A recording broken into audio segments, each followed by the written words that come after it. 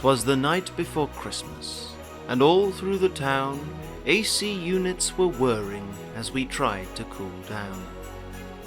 The eskies were laden with tinnies and rum, in hopes that St. Nicholas swiftly would come.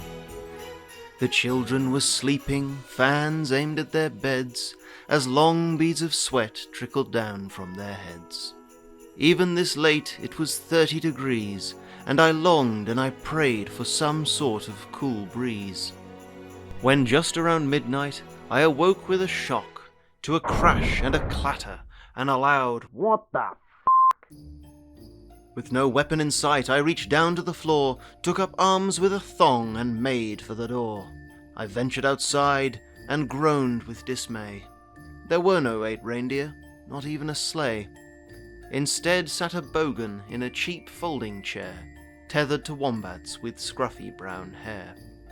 He pulled out a stubby and he took a long sip, then launched from his chair with a poorly done flip. He reached into his sack and he pulled out a box, then did a few stretches and took off his Crocs.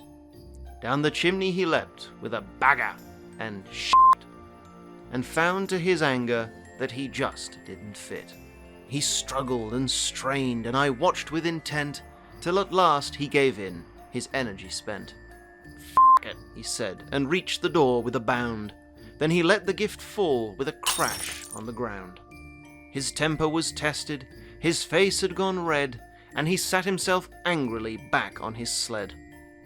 He finished his beer and let loose a loud cry, and the wombats charged forward and took to the sky. On Nigel, on Bruce, on Gary and Steve, on Sheila, on Barbara, on Lachlan and Neve.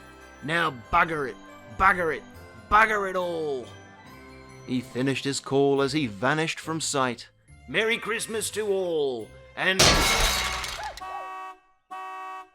she'll be right.